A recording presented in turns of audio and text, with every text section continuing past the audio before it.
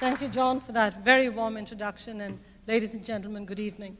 It is indeed a tremendous honor and privilege to be speaking here at the Economic Club of Chicago. I want to say a particular thank you to Melody Hobson and to President Grace Barry for inviting me. Before I share my thoughts, I want to say a big thank you to all of you for taking the time out this evening to listen to me speak. So thank you very much.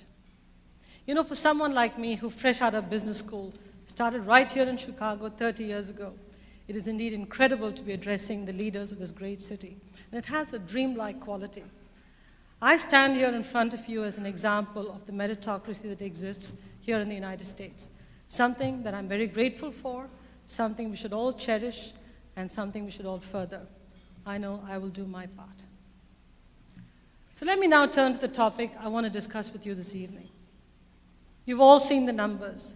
In poll after poll, when asked to name the professions they admire the most, people always say something that we should find terribly disconcerting. Business is not in a good place. And this was not always so, because in the 1980s and the 1990s, the popular mood in the United States was that business was a great place for creativity. Not anymore. The same leaders who were lionized 20 years ago are now thought to be part of the problem. If you look at the Edelman Trust Barometer for 2010, trust and transparency were more important for corporate reputation than the quality of services. And financial return was a long way down the list. I'm sure you won't be surprised to learn that politicians ranked lowest in the rank of trusted spokespeople. But wait a minute, CEOs are very close to the bottom too. And that's not good news. So the big question is, what happened over the past 2 decades? Did other professions simply trump CEOs, or did CEOs sink into disrepute due to their own actions? I'd like to posit today that CEOs are ranked low in public esteem because some CEOs failed to manage for the long term when short-term pressures were acute. So this evening, I want to talk about what I think is the defining leadership task of our time, the search for the right balance between the demands of the short term and the responsibilities we all have to the long term. So what I want to do for the balance of the time I have with you is to discuss briefly what I mean by the short term, discuss the forces that got us to the point, and suggest how we might strike the right balance for the future. I then want to lay out what companies and boards can do on their own, starting right now. And lastly, I want to close out by talking about what PepsiCo is doing to accomplish this balance. My talk today comes with a simple but heartfelt plea. The business community has to earn back the trust and credibility that was lost. It is going to take a while, but it's important that we are all seized with a sense of urgency about this issue now, because too many lives and livelihoods depend on this. We cannot afford to get it wrong. So let's start by clarifying what we mean when we talk about short and long-term events. You know, time is indeed linear. It stretches out endlessly, and the line between the immediate and the distant is arbitrary. Ancient civilizations used to think that the long term described the unfolding of many centuries. But modern agriculture and industrial societies, which used a fixed calendar and calculated time more precisely, took the pace of life up a notch. Democratic politics introduced a further short-term bias, because democratic dispute, which is the lifeblood of a free society, does mean that democracies struggle to deal with long-term issues. If the needs of your constituents are pressing today, then the big infrastructure projects will have to wait until tomorrow. In business, the definition of the short term is, if anything, even more severe. The investment community, without quite meaning it, has strongly favored short-term thinking. Many years ago, the belief was that investors buy shares of businesses and prosper over time as the company grows profits. In fact, in 1960, holding periods for stocks were almost 100 months, or almost 9 years. In 1990, holding periods were just over 2 years. Today, they've shrunk to less than 9 months. Too many investors have become almost like speculators, trading on wiggles on a stock chart, hoping to sell shares at a higher price to other speculators within a few quarters. And add to that the technology revolution. This has meant they can act on an instinct in an instant. Now, let me be clear.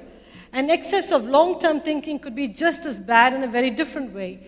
If we didn't have the discipline of commercial pressure, then the corporate world would not be the engine of efficiency it is today. Competition is severe, immediate, and tough, but it's a powerful system for unleashing innovation. If we spent all our time worrying about the distant future, we'd never get around to the things we have to do today. So I'm not saying we need to throw out the short term and replace it with the long term.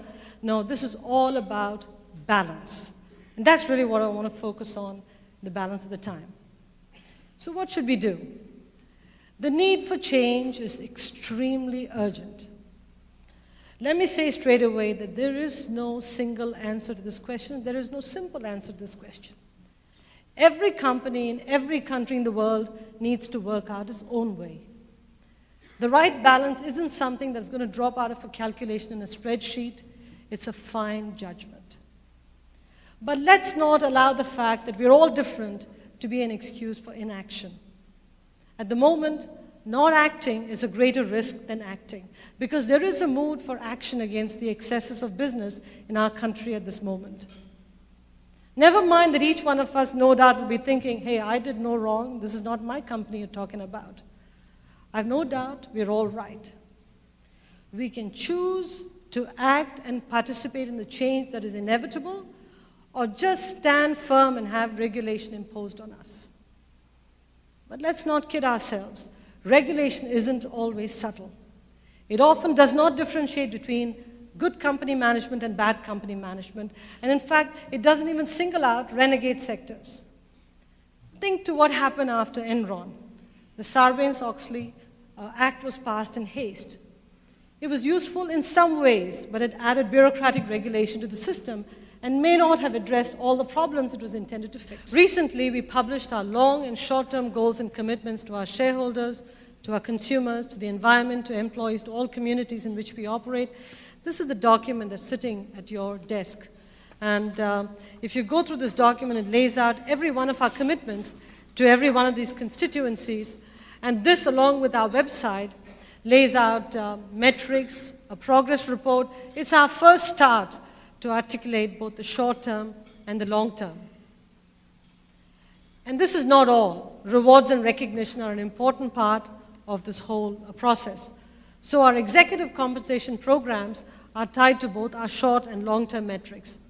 1/3 of our annual bonus is based on the delivery of strategic objectives, which are based largely on human, environment, and talent sustainability.